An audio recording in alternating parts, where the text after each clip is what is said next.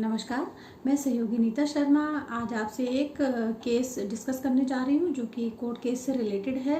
और ये मेरे पास केस मेरी एक फ्रेंड है, उनके माध्यम से आया था। उन्होंने ऐसे बताया कि उनकी एक कोई फ्रेंड है, उनका कोर्ट केस चल रहा है और वो काफ़ी परेशान है। मैंने कहा चलिए ठीक है, उनको मेरा नंबर दे दीजिएगा, मैं बात कर लूँगी उनसे।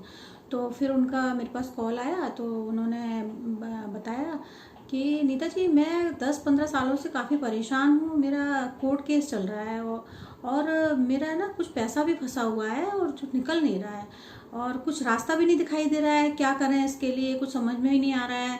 और इन सब चीज़ों में मैं इतना मतलब हम इतना फंसे हुए हैं कि बाहर नहीं निकल पा रहे हैं और कुछ समझ ही नहीं आ रहा है। इन सब चीज़ों में ही घूमते रहते हैं हम। तो फिर मैंने उनको कहा कि अच्छा आप ये बताइए कि आपके नॉर्थ ईस्ट में क्या है। तो बोले नॉर्थ ईस्ट में, मैंने कहा नॉर्थ ईस्ट में कोई रेड वेड कलर है क्या वहाँ पर। बोले हाँ, रेड कलर तो मेरे है। तो वहाँ मेरा एक मंदिर है, मंदिर में रेड कपड़ा बिछा हुआ है और दूसरा उसमें मैंने रेड बल्ब भी लगा रखा है कि मंदिर में रेड बल्ब लगाते हैं, इसलिए मैंने रेड बल्ब लगा रखा है। बाकी कुछ बच्चों का सामान रखा है, कवर्ड वगैरह रखी हुई है। मैंने कहा चलिए ठीक है। तो आप फिर सबसे पहले एक काम करिए कि आप अपना ये जो रेड क्लॉथ और रेड बल्ब ये दोनों ही रिमूव कर दीजिए, तुरंत कर दीजिए इसको। तो फिर उन्होंने वो रिमूव किया और उसके 2-3 दिन बाद मेरी उनसे बात हुई। तो जो उनकी बातों में जो कन्फ्यूज़न सा लग रहा था, जो इतनी परेशानी सी दिखाई दे रही थी, कुछ कम लग रही थी। फिर उसके बाद हमने कहा चलो ठीक है, अब आगे जो भी है फर्दर इस पे काम करते हैं मैप पर।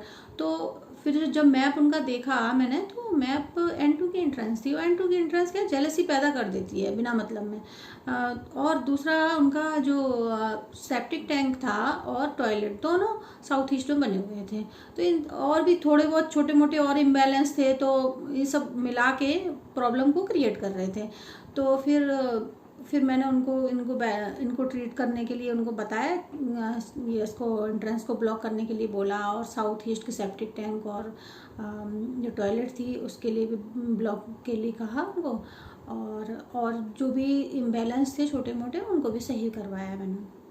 इतना सब करने के करीब 1.5-2 महीने बाद फिर जब मेरी उनसे बात हुई तो उन्होंने मुझे कहा कि नीता जी, ऐसा लग रहा है कि अब ये मेरा कोर्ट केस ख़त्म हो जाएगा, क्योंकि वो सामने वाला भी जो है, जो इतने सालों से उसको कोर्ट केस को घसीट रहा था, वो भी अब ख़त्म करने के मूड में दिखाई दे रहा है। तो फिर मैंने कहा चलो बहुत अच्छी बात है। और उनका जो पैसा, कई सालों का जो फंसा हुआ पैसा था, वो भी धीरे धीरे आना स्टार्ट हुआ। तो इस तरह से वो काफ़ी खुश थी कि चलो अब कुछ तो दिखाई दे रहा है कि हाँ ये इम्प्रूवमेंट है। और इस वास्तु के ये उपाय करने के बाद कुछ उनमें सुधार हो रहा है। और क्योंकि अब इतने सालों से फंसा हुआ पैसा था तो एकदम तो निकलेगा नहीं, कोर्ट केस भी चल रहा है, तो वो भी थोड़ा सा टाइम तो लेते ही है इन सब चीज़ों में। अब ऐसा नहीं है कि हमने कुछ वास्तु के उपाय किए तो तुरंत झट से हो जाए, क्योंकि इतने लंबे टाइम से जो चीज़ें चल रही हैं उनको ठीक होने में भी थोड़ा सा टाइम लगेगा। तो इस तरह से, लेकिन हाँ पॉसिबिलिटी उनकी दिखाई दे रही थी और काफ़ी उनको होप थी कि ये काम मेरा हो जाएगा अब। तो क्योंकि कुछ पैसा आ गया था, कुछ पैसा आने वाला था, और कोर्ट केस भी उनका ख़त्म होने की पॉसिबिलिटी दिखाई दे रही थी। तो इस तरह से छोटे छोटे उनके यहाँ जो उपाय हमने करवाए उससे उनको काफ़ी राहत मिली। और मैं आशा करती हूँ उनको इन सब चीज़ों से जल्दी ही छुटकारा मिल जाएगा, जो भी परेशानी है। नमस्कार।